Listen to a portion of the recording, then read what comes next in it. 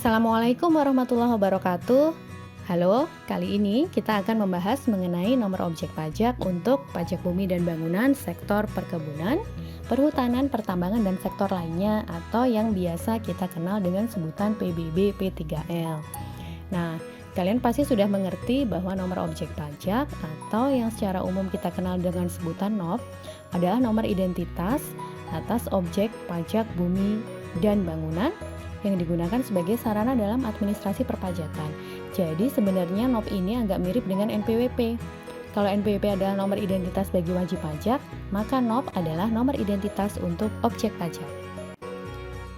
NOP diberikan untuk satu objek pajak untuk pajak bumi dan bangunan sektor perkebunan, perhutanan, pertambangan, atau sektor lainnya. Untuk objek pajak yang hanya terdapat objek berupa permukaan bumi dan bangunan, kita hanya memberikan satu NOP untuk setiap objek. Misalnya untuk sektor perkebunan, perhutanan, dan sektor lainnya.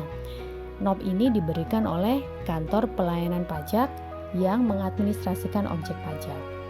Nah, sedangkan untuk objek yang pajak bumi dan bangunannya dikenakan atas permukaan bumi dan tubuh bumi, dalam hal ini adalah sektor pertambangan, baik pertambangan mineral dan batu bara atau kita kenal dengan nama minerba, minyak dan gas bumi atau tambang migas, maupun panas bumi atau tambang pabum, maka NOP diberikan untuk setiap jenis bumi.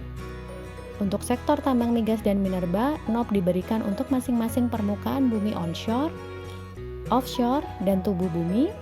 Sedangkan untuk tambang panas bumi, NOP diberikan untuk permukaan bumi onshore dan tubuh bumi, karena di tambang panas bumi tidak terdapat objek yang berada di permukaan bumi perairan atau permukaan bumi offshore. Di mana kita bisa melihat NOP dari suatu objek? NOP dapat kita lihat dalam ketetapan pajak bumi dan bangunan, yaitu Surat Pemberitahuan Pajak Terutang untuk Pajak Bumi dan Bangunan atau SPPT, Surat Ketetapan Pajak Pajak Bumi dan Bangunan atau SKP PBB, maupun Surat Tagihan Pajak Pajak Bumi dan Bangunan atau STP PBB.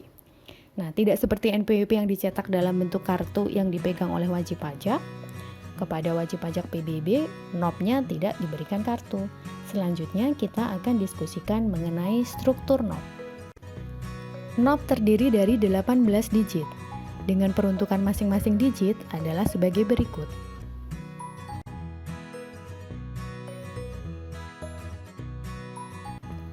Untuk penjelasan setiap digit, yuk kita simak sama-sama. Dua digit yang pertama adalah kode provinsi. Digit pertama dari kode provinsi adalah kode pulau dan digit kedua adalah kode provinsi dalam satu pulau. Untuk kodenya sendiri ditetapkan oleh unit Direktorat Jenderal Pajak yang berwenang mengenai teknologi informasi.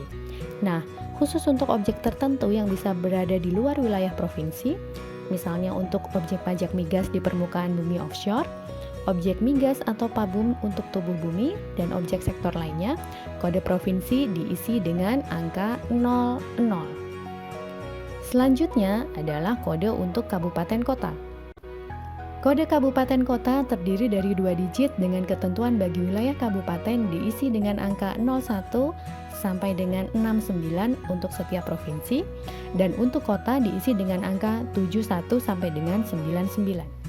Sama halnya dengan kode provinsi, khusus untuk objek migas di permukaan bumi offshore, objek migas pabum untuk tubuh bumi, dan objek sektor lainnya, kode kabupaten atau kota diisi dengan angka 00.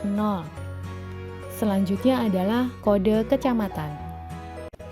Untuk pengisian kode kecamatan, dua digit pertama diisi dengan nomor urut mulai angka 01 sampai dengan 99 dan digit ketiga diisi dengan angka 0. Khusus untuk objek tambang migas, minerba, pabum untuk semua jenis permukaan bumi baik onshore maupun offshore, dan objek sektor lainnya, kode kecamatan diisi dengan angka 000 atau dengan kata lain, kode kecamatan hanya diisi untuk objek kebun dan hutan. Untuk pengisian 11 kode berikutnya dapat dilihat pada tayangan berikut.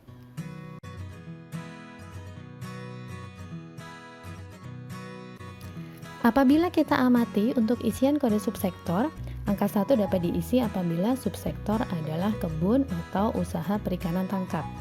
Meskipun menggunakan kode angka yang sama, pembacaan kode ini tidak dapat dilepaskan dari kode sektor yang terdapat pada digit ke-18.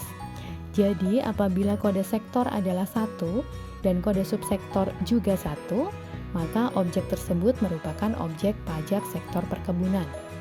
Sedangkan apabila kode subsektor adalah 1 dan kode sektor adalah 4, maka objek pajak adalah objek pajak sektor lainnya untuk subsektor usaha perikanan tangkap. Untuk kode rincian akan diisi dengan angka 1 sampai dengan 4 apabila objek pajak adalah objek pajak sektor pertambangan, subsektor tambang mineral dan batu bara sesuai dengan hasil tambangnya.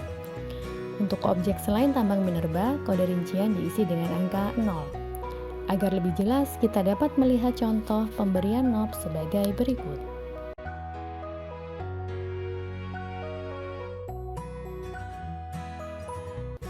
Berdasarkan keterangan dalam soal tersebut, maka NOP untuk sektor perkebunan diberikan sebagai berikut.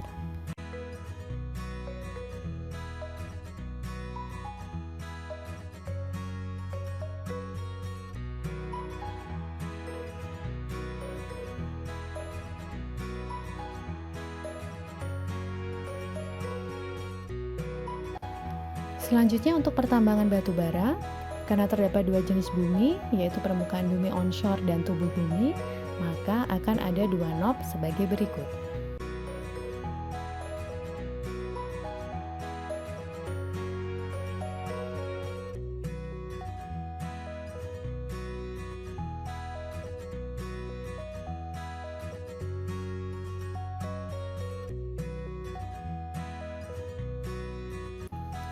Demikianlah materi mengenai struktur NOP. Semoga bermanfaat apa yang kita pelajari hari ini.